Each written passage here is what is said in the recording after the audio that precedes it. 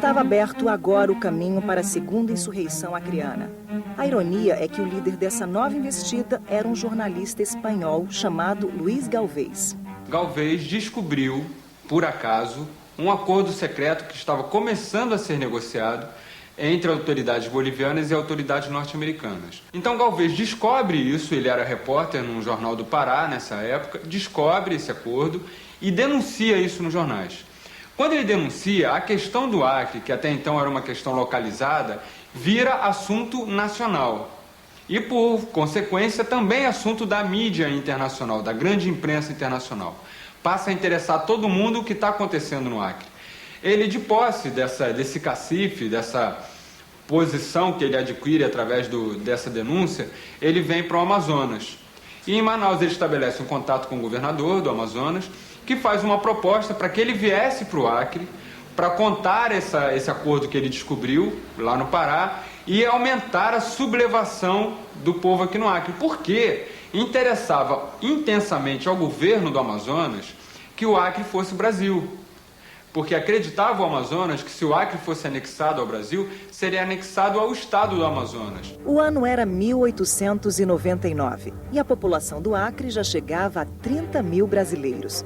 Mesmo assim, o governo insistia em reconhecer o direito da Bolívia sobre a região. A saída foi então criar o Estado Independente do Acre.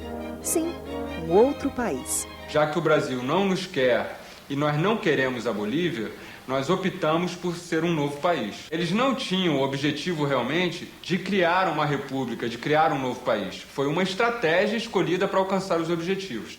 E nada melhor para representar esse país do que um estrangeiro, porque isso evitava comprometer os brasileiros do Acre. Qual o seringalista que queria ser presidente da República do Acre? Nenhum, porque isso ia comprometer a posição deles junto ao governo brasileiro.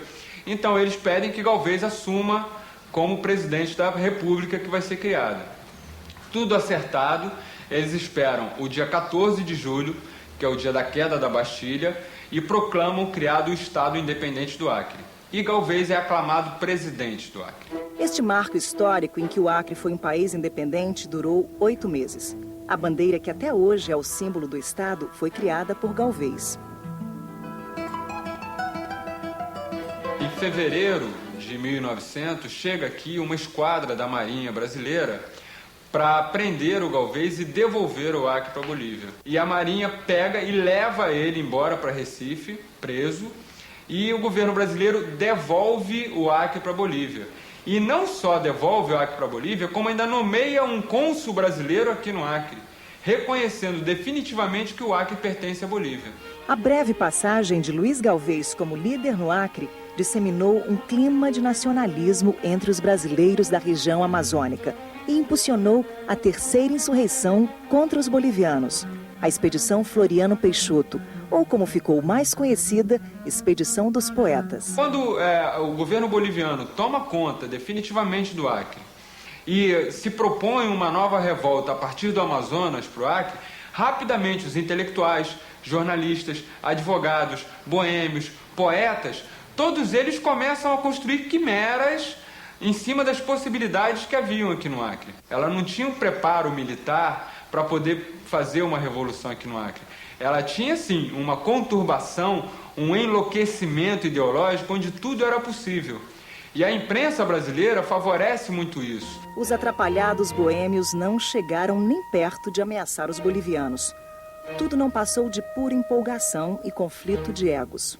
No primeiro e único combate que acontece, em pouco tempo de combate, eles são defenestrados pelo exército boliviano, que era um exército regular, adestrado, com armas de guerra, com estratégias militares, e os poetas fogem, deixando para trás canhões, armas, tudo, que depois vão servir aos bolivianos, inclusive. O ano era 1901 e a Bolívia finalmente parecia ter assumido o controle do território. Era um aparente controle. E bastou a publicação de uma notícia bombástica para que os revolucionários acreanos voltassem à tona. Chega nesse momento, a imprensa internacional, especialmente aqui a região acreana, a notícia que o governo boliviano finalmente assume que existe um acordo sendo elaborado com capitalistas norte-americanos e ingleses que estão formando uma companhia comercial do mesmo modelo que foi implantado na África, que se chamou Bolivian Syndicate. Criavam um grupo de exploração muito grande dentro do Brasil, incrustado no Brasil. Tinham vários direitos que viriam hoje colocar a Amazônia mais ainda na mão do americano. Esse contrato de arrendamento firmado com americanos e ingleses se configura como uma das primeiras tentativas de intervenção internacional na Amazônia. Na época, a notícia despertou o repúdio de autoridades do Judiciário, Executivo e Legislativo.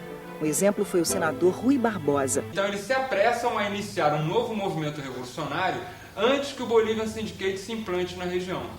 Como o grande problema nos movimentos anteriores tinha sido a inexperiência militar, eles convidam um militar, que estava aqui, um ex-militar, que foi um gaúcho chamado Plácido de Castro, para comandar uma nova etapa do movimento revolucionário, um movimento armado, decididamente militar, em que só um homem com experiência nessa área podia comandar. José Plácido de Castro, como nós já tivemos a oportunidade de referir, né? Gaúcho de São Gabriel, de uma família de militares, né? Avô e pai militares que tinham inclusive participado da Guerra do Paraguai. Agora sim, os brasileiros do Acre tinham condições de expulsar definitivamente os bolivianos da região. O exército formado por Plácido de Castro reunia seringalistas e seringueiros. A revolução foi financiada pelos seringalistas. O exército acreano reproduz a estrutura social do Acre. Os coronéis são os seringalistas, os homens intermediários, os profissionais liberais são os oficiais do exército e os seringueiros são os soldados. E as mulheres, onde estavam na época das batalhas? Foi quem ficaram mandando em tudo, comandando tudo. Costurava, lavava, engomava, cozinhava, faziam tudo. Todo o trabalho da cidade era as mulheres que faziam. Os batalhões acreanos foram formados por cerca de 2.000 homens, 2.000 seringueiros, homens, né? Essas colocações de seringa ficavam sem os seus homens. Essas mulheres tiveram que assumir essa produção de borracha nas suas colocações. Tiveram de assumir toda a responsabilidade que ela cumpria antes e tiveram que assumir os trabalhos que os seus maridos e seus filhos e seus genros, primos e noivos, cumpriam nas colocações de seringa. Desse ponto de vista, essa revolução acreana não pode ser vista apenas nos combates. Se você vê apenas ela nos combates, você exclui tudo o que estava acontecendo na região. Daí a importância da mulher nesse processo. Enquanto as mulheres cuidavam das cidades, os homens partiam para a batalha.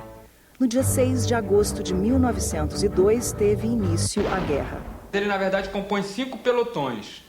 Alguns pelotões aqui em Rio Branco, outros perto de Porto Alonso, né, que hoje é Porto Acre, e outros em Chapuri. E esses pelotões vão lutar simultaneamente em várias frentes ao mesmo tempo. E o tipo de guerra, o tipo de estratégia que Plácido de Castro usa é uma guerra de guerrilhas. Deslocamentos rápidos de pequenos grupos, ataques de relâmpagos e recuos tão rápidos quanto os avanços. Com essa estratégia, ele vai chegar a invadir efetivamente terras que ainda hoje são bolivianas. Ele vai entrar profundamente dentro do território boliviano. Um desses territórios invadidos por Plácido de Castro foi a pequena cidade boliviana de Cobija, hoje fronteira com o Acre. Aqui foi o palco do histórico combate do Igarapé, Bahia. No combate do Igarapé, Bahia, por exemplo, que foi a pior derrota brasileira, morreram mais de 150 brasileiros. Os bolivianos tomaram conta do acampamento brasileiro, cercaram os brasileiros e eles mandaram um pedido de reforço para Chapuri, mas antes da chegada dos reforços, os brasileiros foram exterminados.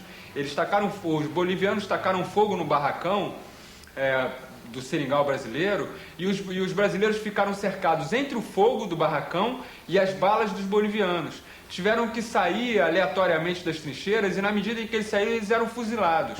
Essa história os bolivianos conhecem bem.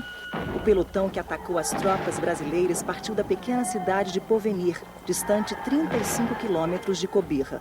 Hoje a cidade não vive mais da borracha e a pequena população de 5.000 habitantes é formada por bolivianos e brasileiros. Na praça, os heróis resistem ao tempo e na escola, os professores bolivianos contam sua versão com orgulho. O lixiamenho Bruno Racua experto en lanzar flechas, entonces lanzaron una flecha incendiaria, especialmente al polvorín, donde tenían sus armamentos, su arsenal, los brasileros. Entonces eso se incendió, cundiendo el pánico entre los brasileros. No combate seguinte, que foi a vingança brasileira contra os bolivianos, que foi o combate de Costa Rica, foi um massacre de bolivianos. Morreram mais de 100 bolivianos. Inclusive tem um artigo, uma série de artigos no jornal, que diz que após o combate, depois de terminado o combate do Costa Rica, os soldados brasileiros, os soldados acreanos, saíram no meio do campo de batalha procurando os oficiais que ainda estavam vivos e fuzilando esses oficiais. Entre agosto de 1902 e janeiro de 1903 foram dezenas de batalhas. A chamada Revolução Acreana começou na cidade de Chapuri e teve como palco da batalha final a cidade de Porto Acre, que para os bolivianos era Puerto Alonso. Na medida em que os acreanos tomaram inicialmente Chapuri e logo depois Rio Branco, eles cortaram a linha de abastecimento e de chegada de novas tropas ao Acre. Então os bolivianos que ficaram aquartelados em Porto Alonso, eles ficaram isolados de todo mundo. Eles não tinham como receber reforços, não tinham como receber alimentação, não tinham como receber munição e muito menos armamento. A estratégia do comandante Plácido de Castro deu certo. Diante da situação, os bolivianos não tinham como resistir. Foi até uma certa covardia o combate de Porto Acre, que foram 2.000 brasileiros contra 300 bolivianos. Com 10 dias de cerco dos brasileiros em relação aos bolivianos, os bolivianos se renderam. E não podia ser diferente. Então, no dia 24 de janeiro de 1903, depois de 10 dias de combate, as autoridades bolivianas situadas em Porto Alonso se renderam para as forças acreanas. Porto Alonso foi transformado em Porto Acre e Plácido de Castro novamente proclama o Estado independente do Acre. Uma coisa importante dizer, Plácido de Castro não tinha pretensões separatistas. Não era um separatista. Ele pretendia integrar, tomar a Bolívia e integrar o Acre ao território nacional. As lembranças da Revolução ficaram guardadas. A professora Inês Ramos conta uma história pitoresca sobre uma das batalhas em Porto Acre. O mais violento e mais sangrento combate aqui, exatamente que nesse pedaço de chão onde nós estamos agora, né? O boliviano subiu inteligente, com a inteligência dele subiu nessa árvore e começaram a guerrear os nossos brasileiros e mataram, e foi morto vários deles. Então, alguns brasileiros, quando perceberam que não sabiam de onde é que vinha essa bala, sabia gente caindo para um lado, caindo para outro, e aí não sabiam de onde é que está vindo esse tiro, né? E depois que percebeu que tinha um boliviano lá, trepado nesta árvore, aí meteram fogo e finalmente mataram. Hoje, a professora de História sente orgulho por ter nascido no Brasil. Até porque, se não fosse a Revolução, esse território seria boliviano.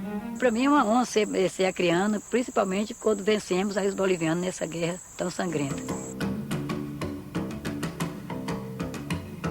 Outro ícone da Revolução Acreana é o Seringal Bom Destino, que abrigou várias reuniões de seringalistas. Muitos planos foram traçados aqui. Hoje o local se transformou em sítio histórico e pode ser visitado por qualquer pessoa. São 45 minutos de voadeira saindo de Porto Acre. Uma viagem agradável rumo ao passado. Tudo foi restaurado, mas ainda é possível encontrar os vestígios da Revolução. Neste barranco, por exemplo, há muitas garrafas enterradas. Basta um pouquinho de coragem para arrancar da areia um pedacinho da história. Aqui há também um antigo cemitério que, segundo seu Osmar, abriga os restos mortais de brasileiros e bolivianos. Essa aqui já tem 98 anos aí, né? A gente nem existia, né? Também nem o pai da gente não existia, né? Sabe? Tem muita gente enterrada aí dentro mesmo. O Acre foi definitivamente anexado ao Brasil em 17 de novembro de 1903, com a assinatura do Tratado de Petrópolis, graças à habilidade de negociação do ministro das Relações Exteriores da época, o Barão do Rio Branco.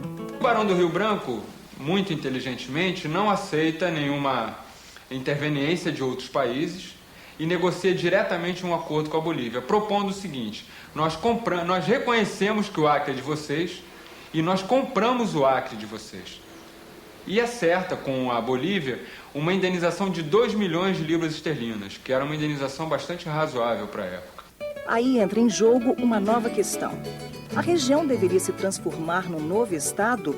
Era o que os acreanos desejavam. Mas o governo brasileiro resolveu criar um sistema inédito no país. E o Acre se transformou no primeiro território federal. O sistema de territórios federais foi criado de encomenda para o Acre e, segundo ele, era o governo federal quem arrecadava os impostos da borracha. Com 4 anos, talvez 5 anos de arrecadação de impostos da borracha do Acre, o governo brasileiro conseguiu pagar todo o dinheiro que ele tinha investido no Acre, que ele tinha gasto com o Acre.